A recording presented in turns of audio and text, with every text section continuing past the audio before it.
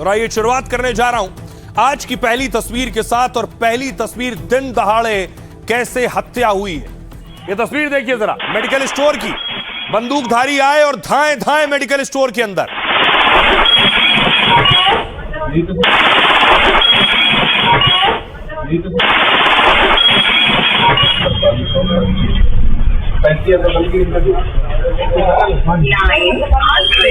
तस्वीर आप देख रहे हैं, मास्क लगाए हुए हैं, बंदूक पिस्टल लोड की और उसके बाद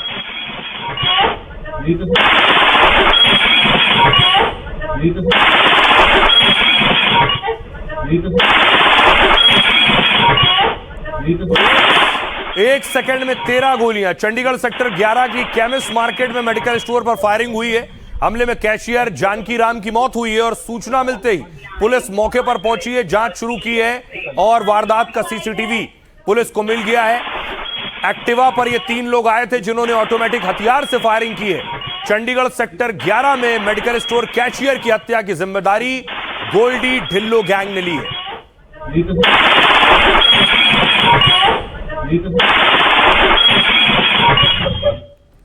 और आइए शुरुआत करने जा रहा हूं आज की पहली खबर के साथ।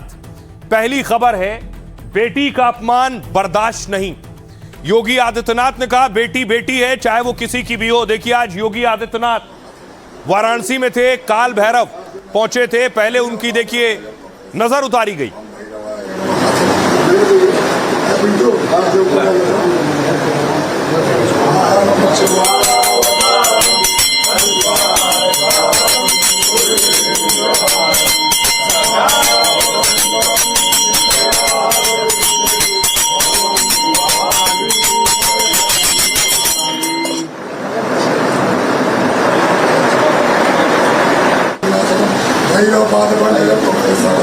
आप देख रहे हैं योगी आदित्यनाथ की नजर उतारी जा रही काल भैरव में। उसके बाद योगी आदित्यनाथ ने पूजा अर्चना की। अब देखिए पूरा मामला क्या है, मैं आपको बताऊं। दरअसल अखिलेश यादव की बेटी है सुपुत्री अदिति, उनके खिलाफ अभद्र टिप्पणी की गई सोशल मीडिया पर। इस पर अखिलेश भी नाराज थे। लाजमी है कोई भी पिता गुस्सा होगा। देखिए अखिलेश यादव आज कहां थे। अखिलेश यादव आज आगरा में थे। आगरा में अखिलेश यादव दरअसल पहुंचे थे खास मौके पर, रामजी सुमन के ग्रैंडसन की मौत पर। कुछ बोला कि नहीं बोला? खाना जुबा दिया।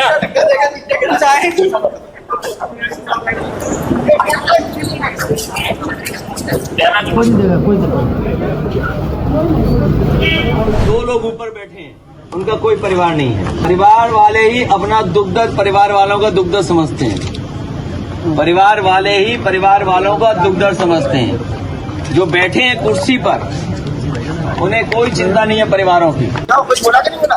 खाना जुबा दिया। अब देखिए अखिलेश यादव हमला कर रहे थे सरकार पर, योगी पर। इधर योगी आदित्यनाथ एक्टिव थे, योगी गुस्से में थे। बेटी बेटी होती है, बेटी के खिलाफ कोई भी अपमानजनक टिप्पणी स्वीकार्य नहीं होनी चाहिए। बेटी बेटी होती है, बेटी के खिलाफ कोई भी अपमानजनक टिप्पणी स्वीकार्य नहीं होनी चाहिए। बेटी बेटी होती है, बेटी के खिलाफ कोई भी अपमानजनक टिप्पणी अब स्वीकार्य। सोचिए जब ये बात योगी तक चली गई तो योगी का गुस्सा समझिए। ये देखिए अपमानजनक टिप्पणी करने वाले हाथ जोड़ रहे हैं, माफी मांग रहे हैं। मैं ब्रजेश भानु शर्मा, आप सभी गुना जिला के यादव समाज, प्रदेश के यादव समाज और देश के समस्त यादव समाज बंधुओं से हाथ जोड़कर क्षमा प्रार्थी हूँ। श्री अखिलेश जी की पुत्री के संबंध में जो पोस्ट मेरे से डल गई, उसके लिए मुझे भी आत्मग्लानि है। न जाने क्या होता है जीवन में, कभी कभी जो ना चाहते भी हो जाता है। किस मानसिकता में किस तरह से वो पोस्ट मेरे से डली, उसके लिए मैं करवट आप सभी से क्षमा चाहता हूँ। और भविष्य में किसी भी समाज के बच्चों के संबंध में किसी भी प्रकार की प्रतिक्रिया या पोस्ट डालने से भी बचूंगा। फिलहाल तो मैं कुछ दिनों के लिए अपने फेसबुक से ही दूर रहूंगा। आप सभी बंधुओं से, सभी यादव समाज के बंधुओं से जो मेरे ऊपर बहुत ही आक्रोशित हैं इस समय, उन सब से निवेदन है कृपया मुझे क्षमा करें। भविष्य के लिए मैं भी सचेत रहूंगा। एक बात में क्षमा करें। मैं बेटी बेटी होती है, परिवार वाले ही परिवार वालों का दुख दर्द समझते हैं। बेटी के खिलाफ कोई भी अपमानजनक टिप्पणी स्वीकार्य नहीं होनी चाहिए। अखिलेश की बिटिया को बदनाम करने वालों पर योगी आदित्यनाथ सख्त हैं। अदिति यादव के खिलाफ सोशल मीडिया पर पोस्ट करने वाले अब बचेंगे नहीं, क्योंकि योगी ने आरोपियों की धरपकड़ और एक्शन के लिए पुलिस को एक्टिव कर दिया है। एफआईआर के आदेश देकर मुख्यमंत्री ने साफ कर दिया है कि अखिलेश भले ही सियासत में उनके विरोधी हों, लेकिन योगी किसी भी हाल में बेटियों के सम्मान से समझौता नहीं करेंगे। बेटी समाजवादी पार्टी के मुखिया की है, फिर भी सीएम एक्शन मोड में है।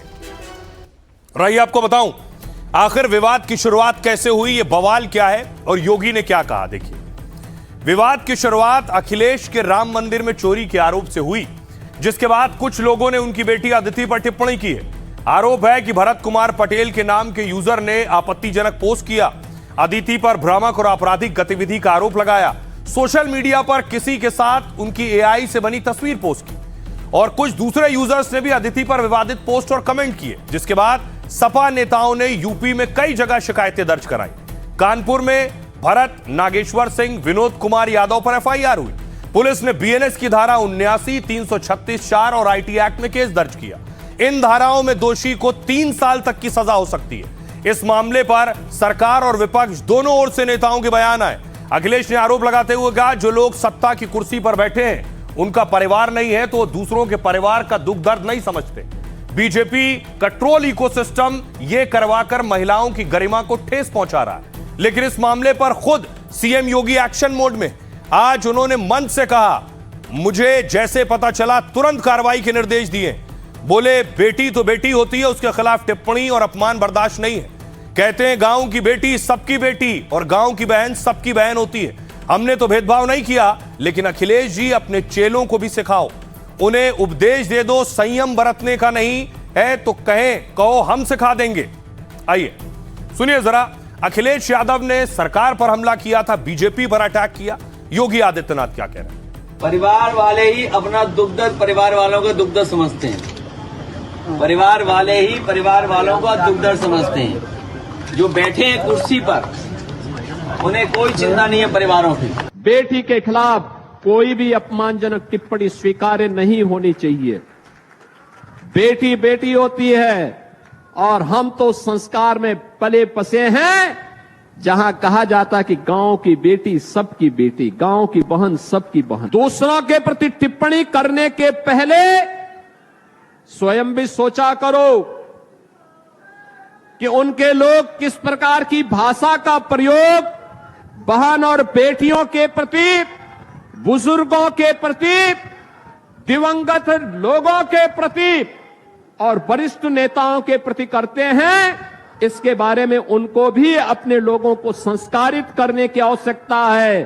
अच्छा होगा उनको समझाओ, और नहीं समझ सकते तो हमारे हवाले कर दो, हम उनको अच्छी तरह समझा देंगे। योगी आदित्यनाथ को आपने सुना। आइए अब आपको बताऊं, अखिलेश यादव का गुस्सा लाजमी है। बेटी के ऊपर कोई टिप्पणी करेगा उसे गुस्सा आएगा। अदिति यादव को आपने देखा होगा, अदिति यादव प्रचार करती रही है। जब डिंपल यादव चुनाव लड़ रही थी उस दौरान भी अदिति कैंपेन कर रही थी। अदिति का अपना सोशल मीडिया पेज है। समाजवादी पार्टी भी अदिति के वीडियो और फोटो साझा करती है। यादव जिंदाबाद, पीडीए के नेता अखिलेश यादव जिंदाबाद। राइट, अब आपको अखिलेश यादव और उनके परिवार के बारे में बताऊं। अदिति अखिलेश की बेटी हैं। अखिलेश यादव के 3 बच्चे हैं, उनमें 2 बेटियां और 1 बेटा है। इनमें छोटी बेटी टीना यादव और बेटा अर्जुन यादव जुड़वा है, जबकि अखिलेश यादव की सबसे बड़ी बेटी अदिति यादव। अदिति का जन्म 26 अगस्त 2002 को लखनऊ में हुआ। उन्होंने अपनी शुरुआती पढ़ाई लखनऊ के प्रसिद्ध स्कूल से की। स्कूली रिकॉर्ड्स के मुताबिक अदिति पढ़ाई में मेधावी छात्रा है, जिन्होंने 2020 में 12वीं की परीक्षा में लगभग 98% अंक हासिल किए थे। इसके बाद अखिलेश और डिंपल यादव की बेटी लंदन पढ़ने चली गई, जहां उन्होंने ब्रिटेन की प्रतिष्ठित यूनिवर्सिटी कॉलेज लंदन में दाखिला लिया। अदिति ने वहां से राजनीति और अंतर्राष्ट्रीय संबंधों की पढ़ाई की। दावा है अब अखिलेश की बेटी दिल्ली में कानून की पढ़ाई करती हैं। खुद को अदिति का क्लासमेट बताकर आदर्श यादव नाम के युवक ने बताया कि पिछले 1 साल से अदिति लॉ फैकल्टी से लॉ ग्रेजुएशन कर रही हैं। मुलायम सिंह यादव की पोती अदिति का पैतृक गांव सैफई से काफी जुड़ाव है। सियासी परिवार से होने के बावजूद अदिति अभी राजनीति में सक्रिय नहीं है, लेकिन उन्होंने अपनी मां डिंपल यादव के लिए कई बार प्रचार किया है। 2022 के मैनपुरी उपचुनाव और 2024 के लोकसभा में प्रचार करने गई थी। अदिति वहां महिलाओं और युवाओं के बीच काफी लोकप्रिय है। आइए अब आपको सुनवाता हूं इस बवाल पर क्या कुछ कह रहे हैं सियासतदान। माननीय अखिलेश यादव जी की बेटी के संबंध में भारतीय जनता पार्टी के नेताओं ने जो अभद्र टिप्पणी करी है वो बहुत ही निंदनीय और शर्मनाक है। मुख्यमंत्री के इस बयान के बाद ये स्पष्ट हो गया है कि उत्तर प्रदेश में पुलिस मुख्यमंत्री के कहने पर मुकदमा कायम करती है। अगर कोई व्यक्ति ने कोई अभद्र भाषा का इस्तेमाल किया है तो उसके खिलाफ पुलिस में मुकदमा दर्ज अपने आप क्यों नहीं हो रहा है। पूरे मामले में गंभीरता से जांच होगी तो वो समाजवादी पार्टी के नेता ही निकलेंगे इस खुराफात में। अब देखिएगा उसका भी उजागर हो जाएगा जल्दी है। और किसी अखिलेश जी की बेटी हो या किसी की बेटी हो, इस तरह की अभद्र टिप्पणी करना हम उसकी निंदा करते हैं। ऐसे लोगों के खिलाफ कार्रवाई होनी चाहिए जिन लोगों ने किया है। समाजवादी पार्टी के राष्ट्रीय अध्यक्ष आदरणीय अखिलेश यादव जी के परिवार पे टिप्पणी करने वाली विचारधारा वो कौन सी विचारधारा है, वो किस दल की समर्थन वाले लोग हैं, ये सब जानते हैं। जिन पार्टियों ने वो परंपराएं डाली हैं जहां पर इस तरह के अभद्र भाषा का इस्तेमाल समाजवादी पार्टी के नेता करते हैं या उनके जो कार्यकर्ता करते हैं, उनको भी समझना होगा और उनके मुखिया को उन्हें भी बताना होगा। लेकिन हम लोग संस्कारी लोग हैं, इस तरह की चीज को बर्दाश्त नहीं किया जाएगा। जिसने भी इस तरह की अभद्र भाषा का इस्तेमाल एक बेटी पर किया है उसके खिलाफ कार्रवाई भी होगी, उसको जेल में भी डाला जाएगा और सख्त कार्रवाई की जाएगी और एक नजीर बनाई जाएगी। तो ये योगी आदित्यनाथ का गुस्सा ही था कि एफआईआर की तैयारी भी है और जो आरोपी हैं वो माफी भी मांग रहे हैं। योगी आदित्यनाथ की पहली प्राथमिकता हमेशा रही कि कानून व्यवस्था को दुरुस्त किया जाए। विरोधी सवाल उठाते हैं, एनकाउंटर को फर्जी बताते हैं। आज भी देखिए एनकाउंटर हुए हैं, हापुड़ में एनकाउंटर हुआ है, मुठभेड़ में अपराधी गिरफ्तार हुआ।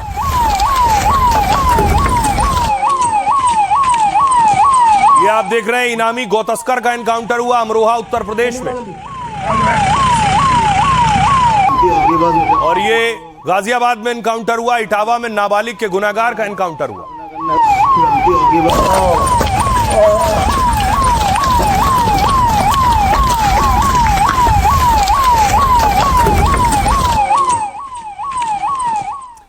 और अब अखिलेश यादव ने यूपी में हो रहे एनकाउंटर पर सवाल उठाए और उन्होंने कहा यूपी में जो एनकाउंटर कर रहे हैं उनकी खबर लूंगा जब सत्ता में आऊंगा। देखिए, उत्तर प्रदेश में अपराधियों के एनकाउंटर से अखिलेश नाराज है।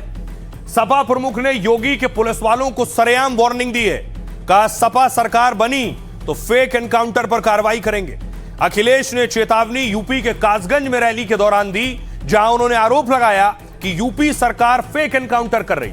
हमारी सरकार बनेगी तो उन पुलिस अधिकारियों के खिलाफ कार्रवाई होगी जो ऐसे फर्जी एनकाउंटर में शामिल रहे। अखिलेश यादव जब योगी की पुलिस को मंच से धमका रहे थे, योगी राज में यूपी अब 17,000 से ज्यादा एनकाउंटर यूपी में हो चुके हैं। जब अखिलेश धमका रहे थे उस वक्त भी एनकाउंटर हो रहे थे। कुल 17,000 से ज्यादा एनकाउंटर हुए, यानी योगी के 9 साल में रोजाना करीब 5 एनकाउंटर हुए। इसमें पुलिस ने 289 कुख्यात अपराधियों को ढेर किया, जबकि 11,834 आरोपी घायल हुए और 34,253 अरेस्ट हुए।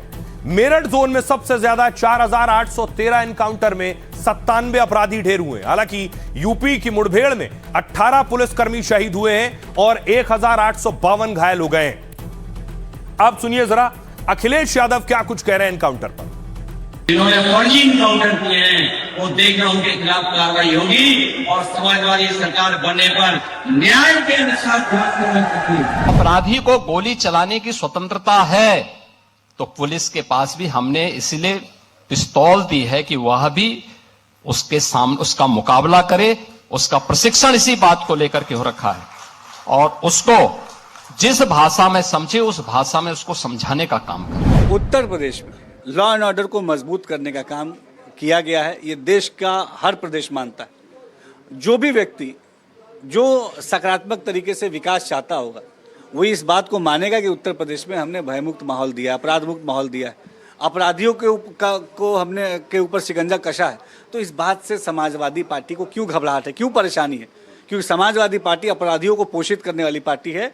इनके बयान से साफ जाहिर होता है। हाँ, इनका वोटर इन्वॉल्व है, जहाँ इनके लोग इन्वॉल्व हैं वहाँ नहीं बोल रहे हैं। अगर अपराधी है तो अपराधी अगर कानून अपने हाथ में ले रहा है तो सरकार कानून का सहारा लेकर के उनको भी कानून सिखा रही, कानून क्या होता है। तो अखिलेश एनकाउंटर पर सवाल उठा रहे हैं और कह रहे हैं खबर लूंगा उनकी जिन्होंने फेक एनकाउंटर किए। अखिलेश ने अयोध्या में राम मंदिर के चंदे पर भी सवाल उठाए थे कि राम मंदिर का जो दान है उस दान में चोरी हुई है, जिसके बाद अब खबर यह है कि योगी आदित्यनाथ एक्शन में आ गए हैं और योगी आदित्यनाथ ने एक्शन लेते हुए अब एसआईटी गठित कर दिया, यानी स्पेशल इन्वेस्टिगेशन टीम जांच करेगी अगर दान के पैसों में चोरी हुई है तो। राम मंदिर ट्रस्ट की मांग पर सीएम योगी ने एक्शन लिया है। राम मंदिर दान विवाद में योगी सरकार ने एसआईटी गठित कर दी है। 2 आईएएस और 1 आईपीएस यानी 3 सदस्यों वाली टीम मामले की जांच करेगी। एसआईटी को 7 दिन में शुरुआती और 15 दिन में अंतिम रिपोर्ट देनी होगी। एसआईटी में लखनऊ मंडलायुक्त विजय विश्वास पंत और वित्त सचिव नील रतन और आईजी रेंज के आईपीएस किरण एस को शामिल किया गया है। योगी ने एसआईटी तब बनाई है जब कुछ ही घंटों पहले ट्रस्ट ने भी इसकी मांग की थी। कहा था कि दान चोरी की अफवाहों पर एसआईटी गठित की जाए। अयोध्या के राम मंदिर में चढ़ावे पर जो विवाद तूल पकड़ा उसकी शुरुआत अखिलेश ने 7 करोड़ की चोरी का आरोप लगाकर की थी। उन्होंने मंदिर के चढ़ावे में गबन का सनसनीखेज आरोप लगाया। फिर सपा सरकार में मंत्री रहे पवन पांडे ने भी चोरी का दावा किया। आम आदमी पार्टी सांसद संजय सिंह ने बीजेपी पर ठीकरा फोड़ा। उन्होंने कहा कि सत्ता के रसूख वाले लोग ही इस चोरी में शामिल हैं। संजय सिंह ने कहा कि रामलला पर हाथ रखकर कसम खाएं कि चोरी नहीं हुई, लेकिन आरोपों को ट्रस्ट के अध्यक्ष चंपत राय ने खारिज कर दिया और कहा कि ट्रस्ट एसबीआई के साथ ऑडिट करता है, कोई गड़बड़ी नहीं करता। जिसके बाद सपा नेता पारसनाथ यादव ने सीबीआई जांच की मांग कर दी है। फिर बीजेपी के एक नेता ने यह मामला प्रधानमंत्री तक पहुंचा दिया है। डॉक्टर रजनीश सिंह ने पीएमओ को खत लिखकर जांच की मांग की है। इस बीच मंदिर निर्माण समिति के अध्यक्ष नृपेंद्र मिश्र अयोध्या पहुंचे। सोमवार को बंद कमरे में बैठक की, उसके बाद आज फिर अयोध्या पहुंचे। लेकिन खबरें हैं कि इस मामले में अंदर खाने ताबड़तोड़ एक्शन चल रहा है। लगातार बैठकें और जांच हो रही है। कुछ लोगों पर कार्रवाई की खबरें हैं। सुनिए जरा दान में चोरी पर क्या कुछ कह रहे हैं सियासतदान। मर्यादा पुरुषोत्तम राम और इतने पवित्र काम के लिए अगर चंदा चढ़ावा या चढ़ावा में चोरी होगी तो शिकायत तो होगी जायज। मैंने बड़ा खराब हुआ जाके संतों ने जो कह रहे हैं ठीक है कह रहे हैं। वो प्रधानमंत्री ने अभी कह दिया है सीधे सीधे वो जांच कराई जा रही है। जब प्रधानमंत्री ने कह दिया तो फिर इससे बड़ा अब क्या होने वाला है। कह रहे हैं अगर ऐसी बात है तो इसकी न्यायिक जांच होनी चाहिए ढंग से। हमें विश्वास है हमारे मुख्यमंत्री जी अच्छे हैं, वो छोड़ेंगे नहीं। ये तो लोगों को सोचना चाहिए, जिसकी साइकिल पर चलने का ठिकाना नहीं था उसके पास 10-10 गाड़ियां हैं, बड़े बड़े होटल हैं, कहाँ से आया ये। बहुत बड़े लोग हैं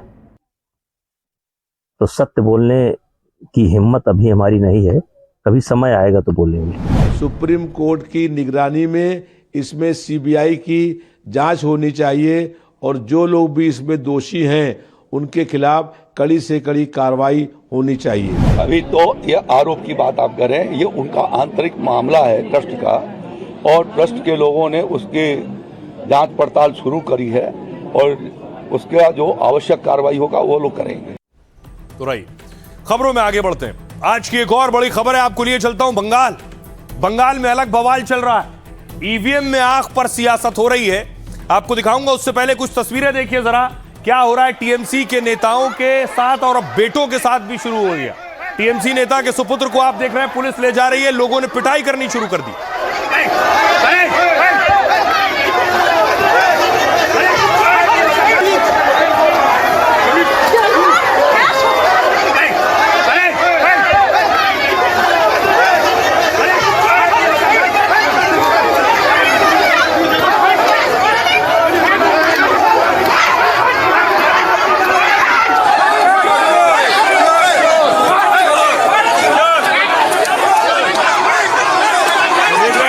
नेता के बेटे को चप्पलों से लोग पीट रहे हैं, पुलिस बचाने की कोशिश कर रही है, ढाल लिए, लेकिन दोनों तरफ लोग पीट रहे हैं। ये म्युनिसिपैलिटी चेयरमैन के सुपुत्र हैं।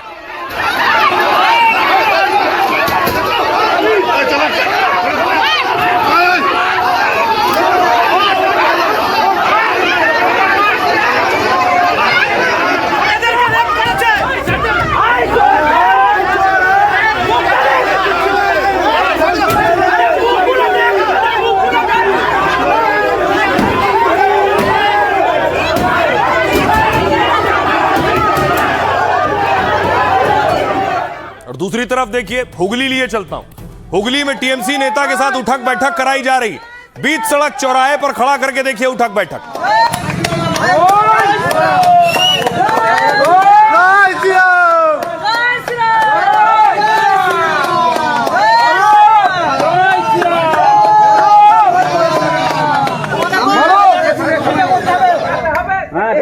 अब देखिए अंडे फोड़े जा रहे हैं टीएमसी नेताओं पर। इनको कान पकड़ के खड़ा करवा दिया गया।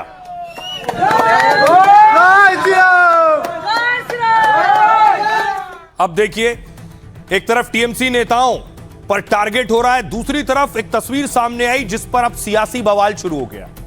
ये एक दिन पहले की तस्वीर है जब एक बिल्डिंग में आग लगी और दावा किया गया इस बिल्डिंग में 4000 ईवीएम रखी थी। 4000 ईवीएम जलकर खाक हो गई।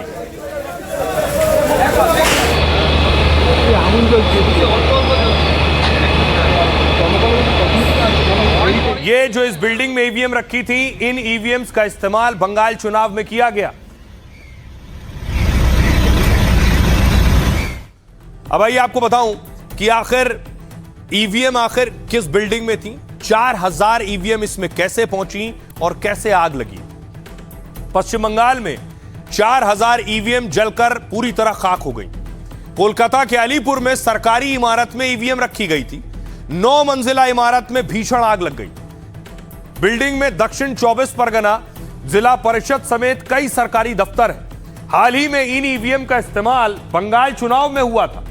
आग लगने से 4000 से ज्यादा ईवीएम जलकर खाक हो गई। साथ ही बैलेट यूनिट और वीवीपैट भी जलकर बर्बाद हो गई। इनका इस्तेमाल 10 विधानसभा सीटों में हुआ था। आग दूसरी और तीसरी मंजिल के बीच लगी है। इसके बाद आग सीधे 7वीं और 8वीं मंजिल तक पहुंच गई।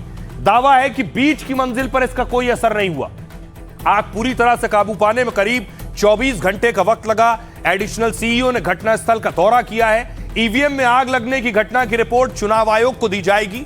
दक्षिण 24 परगना प्रशासन की शिकायत पर एफआईआर दर्ज की गई है, लेकिन पुलिस आग लगने की घटना की जांच कर रही है। सीईओ ऑफिस की तरफ से कोई बयान जारी नहीं किया गया है। पुलिस और फॉरेंसिक रिपोर्ट का इंतजार किया जा रहा है। फॉरेंसिक जांच में से आग लगने की वजह साफ हो पाएगी। आग गलती से लगी थी या किसी ने जानबूझकर लगाई है। इमारत को पूरी तरह से सील कर दिया गया है। वहां लोगों के आने जाने पर रोक लगा दी गई है और जांच टीम आग की वजह का पता लगाने की कोशिश कर रही है। वो जानना चाहते हैं कि आग किस तरह कई मंजिलों तक फैल गई। पुलिस ने इमारत के आसपास निगरानी बढ़ा दी है, लेकिन अब सियासतदान इस पर सवाल पूछ रहे हैं। आज दिन भर इस पर सियासी वार पलटवार होता रहा। देखिए जरा क्या कुछ कह रहे नेता। इस आग पर कीर्ति आजाद ने इसे दुर्घटना मानने से इनकार कर दिया है। टीएमसी ने इसको लेकर चुनाव आयोग से जवाब मांगा है। चुनाव आयोग हमेशा सवालों से बच नहीं सकता है। कीर्ति कह रहे हैं ईवीएम और सीसीटीवी फुटेज को सुरक्षित रखने के लिए अदालत का दरवाजा खटखटाया गया था, फिर ऐसी घटना कैसे हो गई? क्या यह महत्वपूर्ण सबूतों को मिटाने की कोई सोची समझी साजिश है? संजय राउत कह रहे हैं 4000 ईवीएम जली नहीं बल्कि जलाई गई हैं। अब सुप्रीम कोर्ट कहां है? अधीर रंजन कह रहे हैं कांग्रेस ने ईवीएम में आग को लेकर चुनाव पर सवाल उठाए। ईवीएम जलाई नहीं गई बल्कि जानबूझकर नष्ट की गई है ताकि चुनाव में धांधली के सबूत मिटाए जा सकें। सरकार और चुनाव आयोग को साफ करना चाहिए कि आग कैसे लगी और 9वीं मंजिल तक कैसे पहुंची। अरविंद केजरीवाल ने सवाल उठाए। आपने भी ईवीएम में आग को लेकर सवाल किया। आखिर ऐसा क्या हुआ कि सरकारी भवन में इतनी भीषण आग लग गई? आग कैसे लगी और हजारों ईवीएम आग की चपेट में कैसे आ गई? बीजेपी जवाब दे। कौशिक चौधरी पश्चिम बंगाल के दमकल और आपदा प्रबंधन राज्य मंत्री ने जांच की बात की है। आग सबसे पहले दूसरी और तीसरी मंजिल पर दिखी थी। इसके बाद यह 7वीं, 8वीं, 9वीं मंजिल तक पहुंच गई। चौथी, 5वीं और 6ठी मंजिल को ज्यादा नुकसान नहीं है। इसके बिना आग ऊपर कैसे पहुंच गई जांच की जा रही है और इसके पीछे कोई साजिश तो नहीं, यह भी पड़ताल की जा रही है। सुनिए जरा आग लगने पर क्या कुछ कह रहे हैं सियासतदान।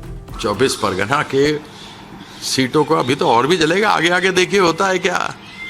4000 ईवीएम जल जाना, कह देंगे बिल्डिंग में आग लग गई।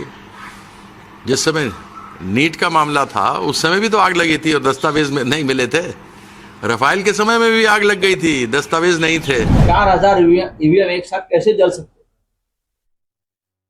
मैं कहता हूं जले नहीं, जलाए गए, आग लगाई बीजेपी के सरकार ने। ये इस देश का आज का सबसे गंभीर मुद्दा है। 4000 ईवीएम एक साथ जल गए, यानी एविडेंस खत्म कर दिया, नो एविडेंस, रफा दफा चुनाव हो गया, ईवीएम जला दिया। बंगाल में ईवीएम जल गई, क्योंकि सवाल खड़ा हुआ था जिस गांव के अंदर 97% वोट मुस्लिम हो, 4 ही वोट नॉन मुस्लिम थे, वहां 90% वोट बीजेपी को मिल गया। ये सवाल खड़ा ही हुआ था कि 4000 ईवीएम जला दी गई। तो ये जो कुछ घट रहा है देश के अंदर, ये देश तानाशाही की तरफ जा रहा है। कोई दुर्घटना हो जा सकती है और ये दुर्घटना है।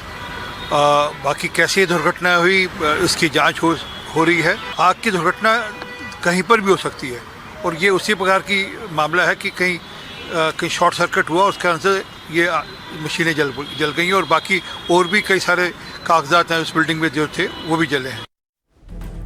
एक तरफ ईवीएम में आग लग गई, इस पर बवाल है, दूसरी तरफ ममता बनर्जी, उनके नेताओं पर जो रेड हो रही है उस पर बवाल है।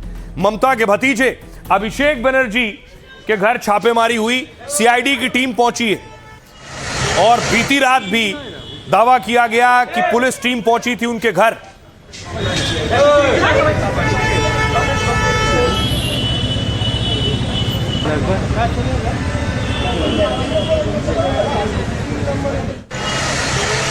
उसके बाद अभिषेक बनर्जी सामने आए और अभिषेक बनर्जी, देखिए जरा, अभिषेक बनर्जी जब सामने आए तो उनसे मीडिया ने सवाल पूछा और मीडिया ने सवाल पूछा तो वो क्या जवाब दे रहे हैं, सुनिए जरा। সুমিতকে কি আপনার বাড়িতে লুকিয়ে রেখেছেন? সমস্যা নাই, তদন্তকারী সংস্থা থেকে গিয়ে কথা বলুন, তারা সার্চ করে গেছে, উত্তর তারা দেবে। আমি তদন্তকারী সংস্থার প্রতিনিধি নই, লুকিয়ে রেখেছি কি না আমার পুরো বাড়ি সার্চ হয়েছে, উত্তর তদন্তকারী সংস্থার প্রতিনিধিদের জিজ্ঞেস করুন। অভিষেক সুমিতের বিরুদ্ধে কি অভিযোগ? অভিষেক সুমিতকে কি আপনার বাড়িতে লুকিয়ে রেখেছেন? সমস্যা নাই, তদন্তকারী সংস্থা থেকে গিয়ে কথা বলুন, তারা সার্চ করে গেছে, উত্তর তারা দেবে। और उसके बाद देखिए क्या हुआ। अभिषेक बनर्जी ममता बनर्जी के आवास पर पहुंचे, ममता बनर्जी के घर बैठक हुई है, टीएमसी के बड़े नेता पहुंचे इस बैठक में। यह तस्वीर आप देख रहे हैं, अभिषेक बनर्जी पहुंचे हैं।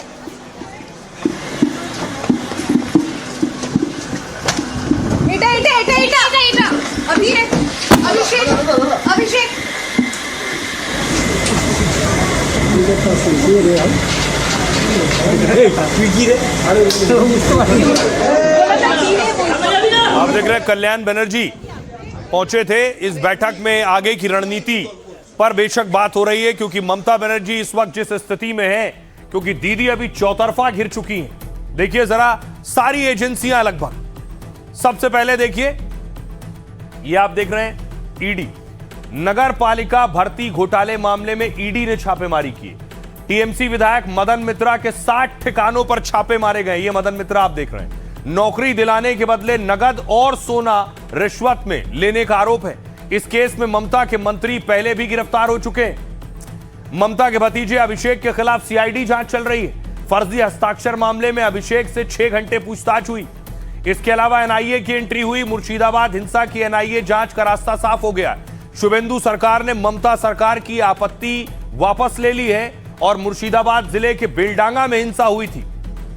पुलिस पूर्व सीएम ममता के खिलाफ कोलकाता में एफआईआर दर्ज हो गई है। ममता पर यह एफआईआर सांप्रदायिक टिप्पणी के लिए दर्ज की गई है। आरोप है कि धरने के मंच से भाषण देते हुए सांप्रदायिक टिप्पणी की थी और जो बची कुची लड़ाई थी वो उनके बागी नेताओं ने आगे बढ़कर और पूरी कर दी। बंगाल में हार के बाद दिल्ली से कोलकाता तक पार्टी में घमासान मचा है। लोकसभा के 19 बागी सांसदों की चिट्ठी सामने आ चुकी है। सोमवार को स्पीकर से यह बागी गुट मुलाकात करने वाला है और इस बीच राज्यसभा के सांसद भी पार्टी छोड़ रहे हैं। टीएमसी नेता सुदीप बंदोपाध्याय आज भूपेंद्र यादव से मिलने पहुंचे थे। यानी ममता बनर्जी के लिए चुनाव हारने के बाद हालात बहुत खराब हो गए हैं। चारों तरफ से ममता बनर्जी इस वक्त घिरी नजर आ रही। सुनिए सियासतदानों। ये कोई पार्टी में रहना या छोड़ना, ये पूरा लोगों का नैतिकता पर निर्भर होता है। किसी को मन में ये लगता है कि ये जो पार्टी आपको इलेक्ट किया उसको आप छोड़ेंगे तो आपको खुद का सिद्धांत बने लेने पड़ेगा। अभी टीएमसी के 1000 लीडर के खिलाफ केसेस है, सब भ्रष्टाचार किए, लोगों को प्रताड़ना किए, तो कानून उसके खिलाफ व्यवस्था लेगा, वो इंक्वायरी चल रही है। ममता बनर्जी हो, कोई अभिषेक बनर्जी हो, कोई किसी को पास कोई सबूत है तो उनको कार्रवाई होगा, कोई सबूत नहीं होगा तो अननेसेसरी किसी को नहीं फंसाना चाहिए। मैं जांच एजेंसी नहीं हूं, आप जांच एजेंसी से पूछिए, उन्होंने तलाशी ली है, वही जवाब दे पाएंगे। मैं जांच टीम का प्रतिनिधि नहीं हूं। अभिषेक बनर्जी की जो पीए सुमित, सब जानते हैं कि पॉलिटिक्स के साथ जुड़े हुए जो लोग हैं, एडमिनिस्ट्रेशन के साथ जुड़े हुए लोग हैं, उन सबको पता है कि सुमित ही पूरा चलाता था। तो सालमनी में उन्होंने क्या कांड करके आया है हम तो पता नहीं, कोई कांड करके आया होगा, किसी से पैसा वैसा लिया होगा, इसीलिए एफआईआर हुआ है। अब एफआईआर जब हुआ है पुलिस तो आएगा ही। रात में पुलिस का ये जो सर्च कर रहे हैं ये ठीक नहीं है। पश्चिम बंगाल में डेमोक्रेसी खत्म हो गया है, पुलिस राज चल रहा है। कोई पॉलिटिकल वर्कर का घर में रात 2 बजे कोई घुसता है? ये तो पूरा चीफ मिनिस्टर ने ये सब करा रहा है, तो ठीक है। पाप बाप क्यों छड़े ना, पाप अपना बाप को भी नहीं छोड़ता है। जैसा आपने बोया है वैसा ही आपको काटना पड़ेगा। अगर सुमित राय अरेस्ट होता है तो पेंडोरा का बॉक्स खुल जाएगा, क्योंकि उनको सब पता है। जैसा रवैया चल रहा है उसमें तो लग रहा है कि युवराज के चक्की पीसने के दिन बहुत करीब आ गए। तो अब देखिए, सबके टारगेट पर एक शख्स है, वो है अभिषेक बनर्जी। वो कह रहे हैं युवराज के दिन नजदीक आ रहे हैं। दूसरी तरफ देखिए, ममता के करीबी पर ईडी की रेड हुई। मदन मित्रा के घर पर आप देख रहे हैं, अलग अलग ठिकानों पर अलग अलग जिलों में ईडी पहुंची है। पीछे भाई पीछे।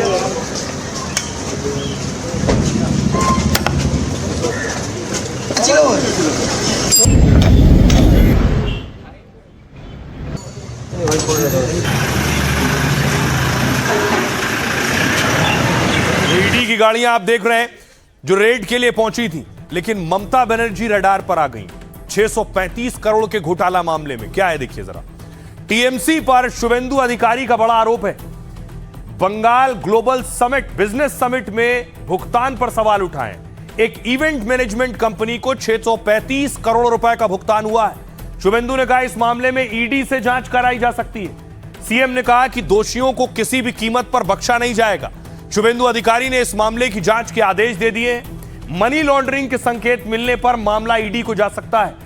Bengal global business summit Bengal सरकार का बड़ा निवेश सम्मेलन है, जिसका मकसद देश विदेश की कंपनियों को निवेश के लिए आकर्षित करना है। इसके जरिए उद्योगों को बढ़ावा देना है, रोजगार के अवसर पैदा करने की कोशिश होती है।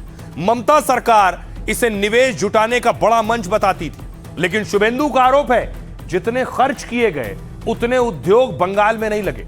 बिजनेस समिट के नाम पर फर्जीवाड़े का आरोप लगाया है। इस आयोजन के प्रचार प्रसार पर भारी भरकम खर्च किया गया। बीजेपी का दावा है इससे न निवेश हुआ न रोजगार के अवसर पैदा हुए। अब इस मामले में भी ईडी की जांच की तलवार लटक रही है।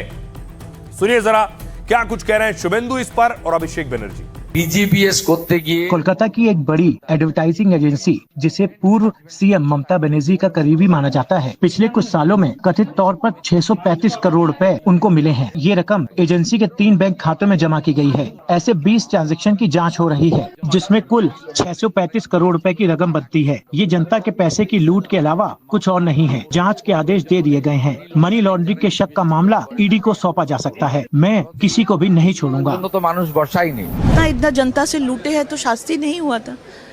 तो इसके लिए जो आरोप है इसमें इन्वेस्टिगेशन होगा। अगर एविडेंस मिलेगा तो ज़रूर शास्ति होगा। अगर कुछ कारण होगा तो ये एफआईआर में जो कंप्लेन है वो देखेंगे, जो हमारा कानून है वो देखेंगे। अगर ये सच है तो उसका इन्वेस्टिगेशन चलेगा। कल्याण बनर्जी मुझसे सीनियर हैं। वो मुझे बचपन से जानते हैं और उन्होंने मुझे बड़ा होते देखा है। कल्याण बनर्जी के प्रति मेरे मन में कोई नाराजगी नहीं है। वे एक सीनियर नेता हैं। उन्होंने काफी तरक्की की है और मैं उनका सम्मान करता हूं। उन्हें मेरी आलोचना करने का पूरा अधिकार है। इस बात पर बेवजह विवाद खड़ा करने की कोई वजह नहीं है। जो बोलना है उसको वो तो बोल दिया है, तो हम भी बोल देते हैं। वो भी मेरा लड़का का माफिक है। लड़का का सब गलती माफ करता है, करने सकता। पिता का काम है लड़का का सब गलती माफ करना, अभी एक क्या है, अभी हम लोग जो ही है एक साथ लड़ना होगा हम लोग को। दोहराइए। बंगाल के बाद अब खबरों में आगे बढ़ते हैं, आपको असम लिए चलता हूं जहां एक दर्दनाक हादसा हुआ। वायुसेना का विमान क्रैश हो गया है। एक एआई तस्वीर के जरिए मैं आपको दिखाता हूं कि किस तरह से विमान दरअसल लैंड करने वाला था, लैंड करते वक्त विमान क्रैश हुआ।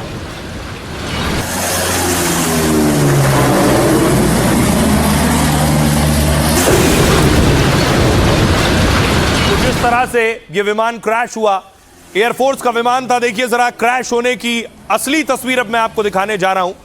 यह आप देख रहे हैं, ये जो धुआं उड़ता हुआ आपको नजर आ रहा है, पीछे धुएं का गुबार उठ रहा है, यहीं आकर AN-32 प्लेन क्रैश हुआ।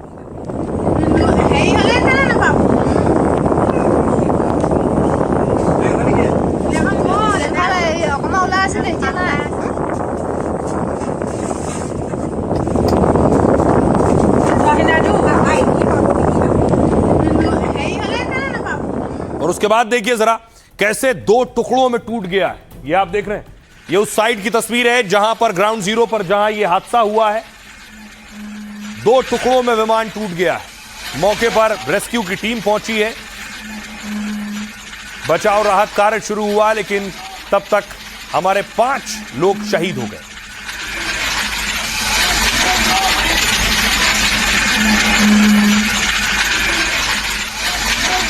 अब देखिए कुछ और तस्वीरें जो सामने आई हैं, ये आप देख रहे हैं, ये विमान की तस्वीरें। पीछे का हिस्सा टेल आप देख रहे हैं, आगे का हिस्सा जो क्रैश लैंडिंग के वक्त सबसे ज्यादा क्षतिग्रस्त हुआ है, ऊपर व्हील आपको नजर आ रहे हैं।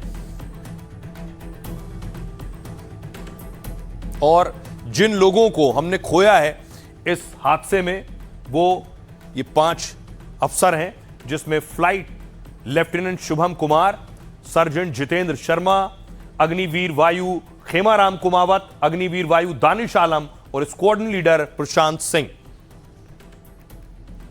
अब आइए आपको बताऊं कि यह हादसा हुआ कैसे। यह वायुसेना का AN-32 विमान था। कुछ इस तरह जैसे मैंने आपको दिखाया यह हादसा हुआ है, और यह है वो विमान। असम के जोरहाट में सुबह करीब 10 बजे यह प्लेन हादसा हुआ है। यहां भारतीय सेना के एयरबेस पर मालवाहक विमान क्रैश हुआ। हादसा उस वक्त हुआ जब प्लेन उतरने की कोशिश कर रहा था, यानी लैंड करने की कोशिश कर रहा था। रिपोर्ट के मुताबिक हवा में विमान का संतुलन अचानक बिगड़ गया। लैंडिंग के दौरान विमान जमीन से टकराया और जोरदार धमाका हुआ, और फिर विमान 2 हिस्सों में टूट गया और उसमें भीषण आग लग गई। इसके बाद एयरबेस पर इमरजेंसी प्रोटोकॉल लागू कर दिया गया। तुरंत फायर ब्रिगेड और सेना के जवान रेस्क्यू ऑपरेशन के लिए पहुंच गए। प्लेन क्रैश में पायलट समेत 5 जवानों की मौके पर ही मौत हो गई, जबकि को पायलट गंभीर रूप से घायल हो गए और उनका इलाज जारी है। यह AN-32 मालवाहक विमान था जिससे सैनिकों और सामान को पहुंचाया जाता था। यह विमान 6 से 7 टन सामान और 40 से 50 जवानों को ले जा सकता है। इसमें पायलट, को पायलट समेत 3 से 4 चालक दल के सदस्य सवार होते हैं, और भारतीय वायुसेना के मुताबिक यह विमान अपनी रूटीन उड़ान पर था। इस हादसे को लेकर कोर्ट ऑफ इंक्वायरी के भी आदेश दे दिए गए हैं, जिसकी जांच के बाद हादसे की असली वजह सामने आएगी। एक रिपोर्ट के मुताबिक AN-32 के 18 से ज्यादा बड़े क्रैश पहले हो चुके हैं। सुनिए जरा, अब आपको सुनवाता हूं क्या कुछ कह रहे हैं जो चश्मदीद वहां मौजूद थे और विंग कमांडर प्रफुल्ल बख्शी साहब। एक साउंड हुआ था, इस साउंड में एक प्लेन एक्सीडेंट हुआ, ऊपर में आया, देखा है सारे धुआं से कोला होकर सारे अंचल बिगड़ रहा है। और इंक्वायरी होगी, इस इंक्वायरी में आपको पता चलेगा कि एयरक्राफ्ट को क्या हुआ है, क्योंकि एयरक्राफ्ट जैसे है, ये एयरक्राफ्ट आया है, लैंड करा है, बिल्कुल जैसे कि ये तो AN-32 नहीं है, ये 4 इंजन एयरक्राफ्ट है। जैसे लैंड किया और लैंडिंग के बाद उसने टच डाउन किया, और टच डाउन के बाद वो रनवे से निकल के 2 टुकड़े हुए। तो ये क्या हुआ? क्या टच डाउन पे कोई टायर बर्स्ट हुआ? क्या कोई एक्सप्लोजन हुआ? क्या कोई उसके फ्यूल में आग लग गई टचडाउन के बाद? कुछ ऐसी चीज हुई है, या कुछ ऐसा ही इमरजेंसी थी जो पायलट बता नहीं पा रहा था ATC को? क्या टोटल RT फेलियर था कि कम्युनिकेशन रुक गई थी? ये सारा का सारा जो है स्नेहा, हमें को पता चलेगा किसकी फ्लाइट डाटा रिकॉर्डर क्या कहता है। अब देखिए जरा, पहली बार ये विमान क्रैश नहीं हुआ, इससे पहले कई बार यही विमान क्रैश हो चुका है। कब कब क्रैश हुआ है ये AN-32 देखिए जरा। 7 मार्च 2025 बागडोगरा एयरपोर्ट पर लैंडिंग के दौरान क्रैश हुआ। हालांकि इस हादसे में कोई जनहानि नहीं हुई। 3 जून 2019 जोरहाट से उड़ान भरने के बाद विमान लापता हो गया और 11 जून को अरुणाचल प्रदेश के पास विमान का मलबा मिला। इस हादसे में विमान में सवार 13 लोगों की मौत हो गई। 22 जुलाई 2016 29 लोगों के साथ विमान बंगाल की खाड़ी के ऊपर लापता हो गया और जनवरी 2024 में मलबा मिला। सभी 29 लोगों की मौत हो गई। 8 जून 2009 अरुणाचल प्रदेश में विमान क्रैश हुआ, इसमें 13 लोगों की मौत हो गई। 7 मार्च 1999 दिल्ली के IGI एयरपोर्ट पर लैंडिंग की कोशिश में क्रैश हुआ और 21 लोगों की मौत हुई। 18 विमान में थे और 3 लोग इसकी चपेट में आए थे। ये अब तक कई बार हादसों का शिकार हुआ। सुनिए जरा एक्सपर्ट्स क्या कह रहे हैं, क्योंकि हमारे लिए जो हानि है वो हमारे जवानों की है, जो हमारे लिए अनमोल है, बहुत कीमती है। ओपी तिवारी साहब क्या कह रहे हैं, रक्षा विशेषज्ञ।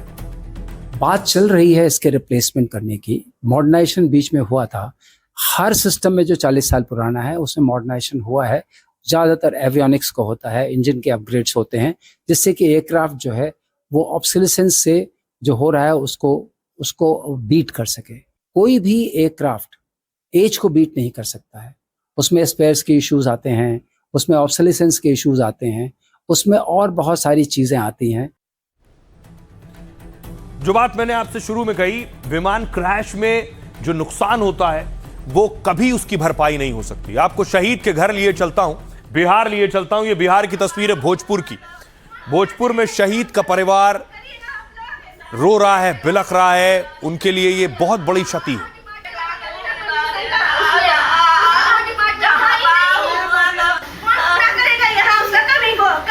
ये जो तस्वीर आप देख रहे हैं दानिश की, दानिश भी उस वक्त विमान में सवार थे।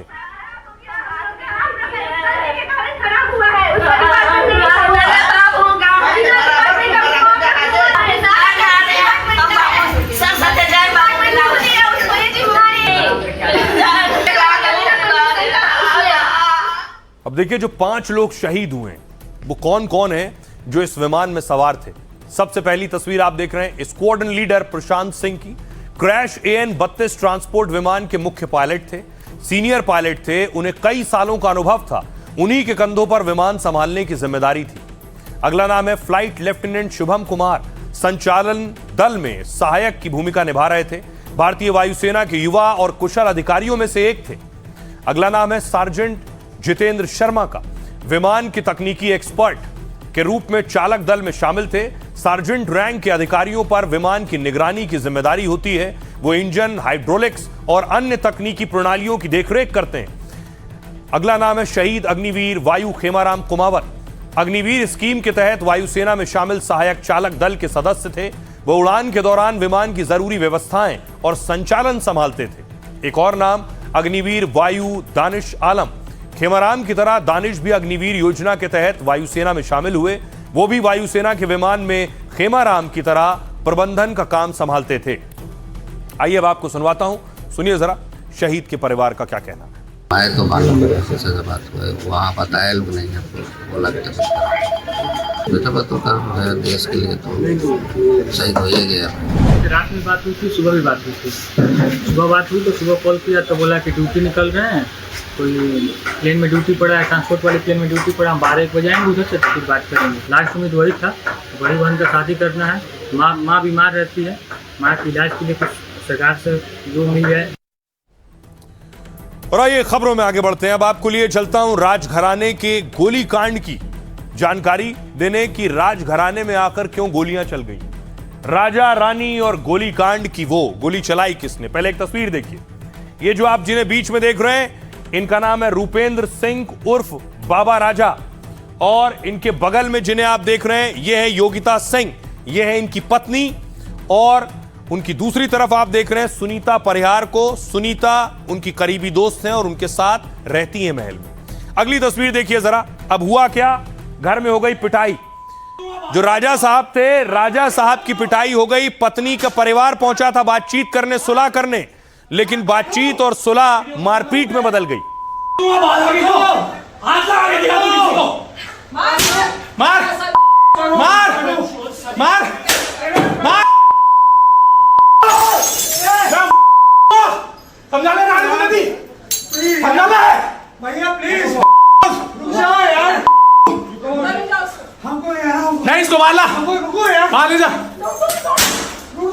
अरे बाहर आजा। आपको गोलियों की आवाज भी बीच बीच में सुनाई दे रही है। राजा साहब कह रहे हैं मार मार, तो जो उनके साथ रहने वाली उनकी दोस्त थी वो गोली चला रही है। मार मार मार, समझा ले समझा ले भैया प्लीज। अब देखिए राजा साहब की दोस्त पहुंच गई थाने क्योंकि गोली चलाई थी और पत्नी घायल हो गई। तस्वीर देख रहे हैं, राजा साहब की दोस्त सुनीता परिहार थाने में बैठी है। बिस्लरी की बोतल भी पेश कर दी गई है। दावा यह भी है कि थाने में कोल्ड ड्रिंक भी दी गई।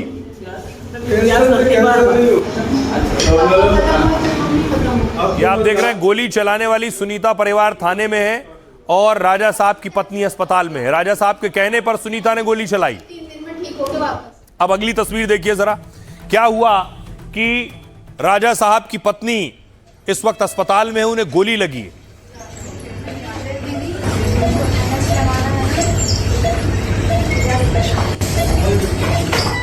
अब आपको वो किला दिखाता हूं जिस किले की बड़ी लड़ाई है और राजघराने का ताल्लुक है। यह है नागौद का किला और इसी किले में रहती हैं रानी।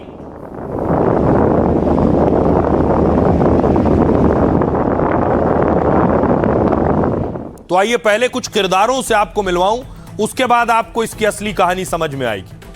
तो राजघराने के किरदार नंबर 1 हैं रूपेंद्र सिंह उर्फ बाबा राजा। नागौद राजघराने के सदस्य हैं। बीजेपी विधायक नागेंद्र सिंह के भतीजे हैं। साल 2000 में योगिता सिंह से शादी हुई। योगिता सिंह से 20 साल का बेटा है। फिलहाल परसमनिया गढ़ी में ये रह रहे हैं। किरदार नंबर 2 है योगिता सिंह खुद। सेना के परिवार से संबंध रखती हैं। पिता चरणजीत सिंह राठौर अफसर रहे।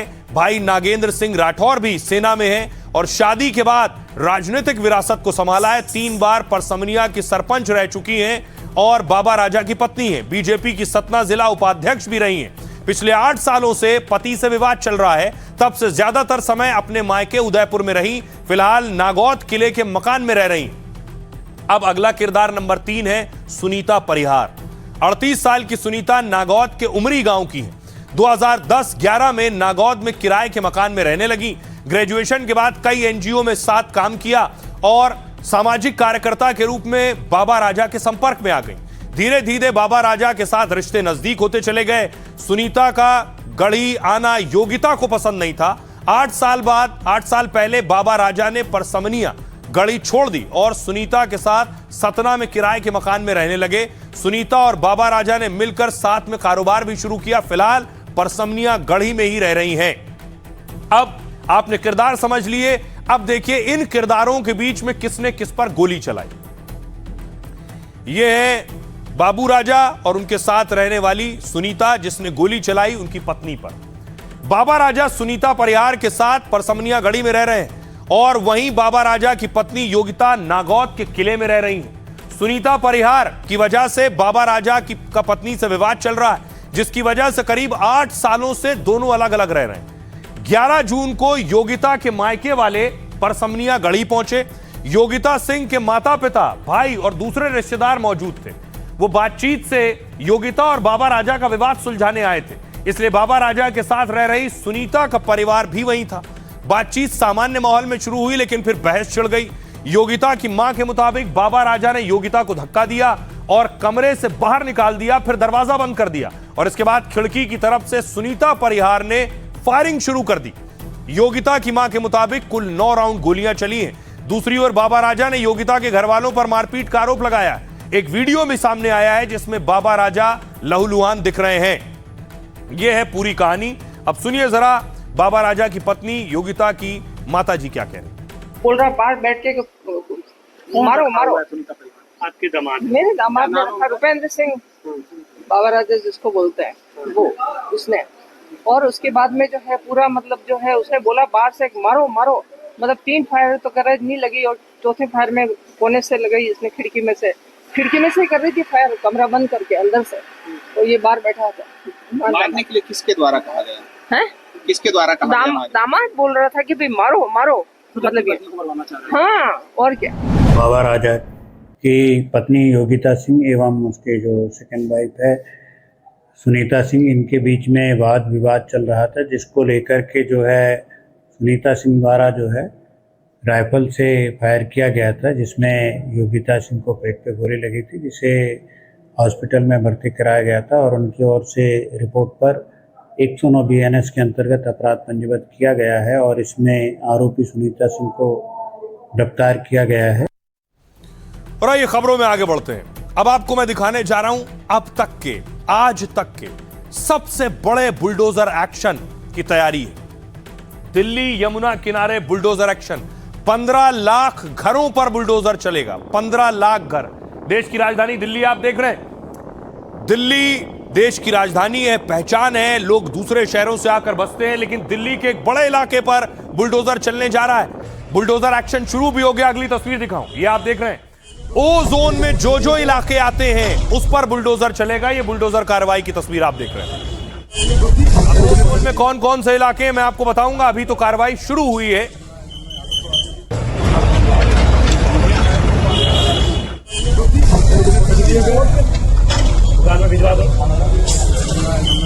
अब आइए आपको बताऊं, अगर आप दिल्ली में रहते हैं या दिल्ली आए हैं, दिल्ली के बारे में आप जानते हैं, तो ओ जोन में 15 लाख घर कौन कौन से हैं, कौन कौन से इलाके हैं, देखिए जरा। ये है देश की राजधानी दिल्ली और यमुना के नजदीक जो आप देख रहे हैं दोनों तरफ, ये आते हैं ओ जोन में। ऊपर देखिए मदनपुर खादर, जैतपुर, मीठापुर, सोनिया विहार के कुछ हिस्से, खजूरी खास, करावल नगर के कुछ हिस्से, जगतपुर, बुराड़ी यमुना के किनारे वाले क्षेत्र हैं, उस्मानपुर, गढ़ी मांडू, मयूर विहार के कुछ इलाके, ओखला बैराज के करीब के इलाके, ITO बैराज के करीब के क्षेत्र। देखिए ये जो पूरा लाल हिस्सा आप देख रहे हैं यमुना के आसपास, यहां चलना है बुलडोजर। यहां है 15 लाख घर। कौन से हैं वो 15 लाख घर और आखिर बुलडोजर क्यों चलने वाला है? देखिए, ओ जोन में बने निर्माण को ध्वस्त करने की कार्रवाई शुरू हो गई। आपको बताऊं कि लगभग 2500 गज पर बनी प्रॉपर्टी को जमींदोज कर दिया गया है। अब ओ जोन के दूसरे इलाकों में जल्द कार्रवाई शुरू हो सकती है। दरअसल यमुना के बाढ़ प्रभावित क्षेत्र को ओ जोन घोषित किया गया। यह इलाका वजीराबाद से ओखला तक करीब 22 किलोमीटर का है और यमुना के किनारे के करीब 9700 हेक्टेयर क्षेत्र को कवर करता है। पिछले कई सालों में इस क्षेत्र में बड़ी संख्या में अवैध बस्तियां बनी हैं। DDA के मुताबिक इस इलाके में 94 अवैध कॉलोनियां मौजूद हैं और इन अवैध कॉलोनियों में 15 लाख से ज्यादा परिवार रह रहे हैं। बुनियादी जरूरतों की कमी से गंदा पानी सीधे यमुना में पहुंचता है। अब हाईकोर्ट और NGT ने इन इलाकों के निर्माण को हटाने के निर्देश दे दिए, लेकिन ओ जोन को लेकर DDA और सरकार के बीच में खींचतान और विरोधाभास है। दिल्ली सरकार इन इलाकों में कई विकास कार्यों की शुरुआत कर चुकी है। अगर इस इलाके में निर्माण अवैध था तो सरकार ने फंड क्यों दिया, सवाल ये उठ रहा है। अब सुनिए जरा, अब इस पर सियासत भी हो रही है। 15 लाख परिवार, सोचिए लगभग 80 लाख, 1 करोड़ का वोट बैंक। सुनिए क्या कह रही बीजेपी और आम आदमी पार्टी। ये हमने रेंट पे दे रखा था फट्टे बल्ली वाले को। और बिल्डिंग मटेरियल का उसका सामान पड़ा हुआ था। हमें पता ही नहीं था यहाँ पे आने वाले हैं। रेंट पे हमने दे रखा था। ऑल ऑफ सडन आए और क्या नाम है, पहले मेरे चाचा की तोड़ी उधर, हाँ जी, वो 800 गज में बाउंड्री उन्होंने कर रखी थी और हमने ये करीब करीब 1500-1600 गज में ये बाउंड्री कर रखी थी। ये सारी की सारी तोड़ दी। कि भ्रमित होने की जरूरत नहीं है, भयभीत होने की जरूरत नहीं है। श्री नरेंद्र मोदी जी के नेतृत्व में 1511 कॉलोनियों को 40 साल के बाद नियमित किया गया। उनमें सारी नागरिक सुविधाएं दिल्ली की मुख्यमंत्री श्रीमती रेखा गुप्ता जी उपलब्ध करा रही हैं। इसलिए मैं लोगों से अपील करता हूं कि नई कंस्ट्रक्शन ना करें जब तक अंतिम फैसला आता है, और जब अंतिम फैसला आएगा तो आप अपनी कॉलोनियों में बिल्डिंग बायलाज के मुताबिक नक्शा पास करवाकर अपना घर बगैर किसी डर, बगैर भय के बना सकेंगे। में आने वाले रिहायशी बिल्डिंगों के ऊपर बुलडोजर चला। हम सरकार से कहना चाहते हैं, सरकार मौखिक बयानबाजी ना करके लिखित और कागजी कार्रवाई करे कि जो प्रोटेक्शन अनऑथराइज कॉलोनीज को प्रोवाइड की गई है दिल्ली स्पेशल प्रोविजंस एक्ट में, क्या वो ओ जोन की कॉलोनीज को मिलती है। उस पर केंद्र सरकार और DDA चुप रही, जानबूझ के चुप रही ताकि इसके ऊपर कार्रवाई करे। तो रही खबरों में आगे बढ़ते हैं। आज की एक अच्छी खबर है, डिफेंस में भारत सबसे आगे। उससे पहले आपको एक IMA की तस्वीर दिखाऊं। IMA का पासिंग आउट परेड था और बहुत से कैडेट्स ने आज पासिंग आउट परेड में हिस्सा लिया।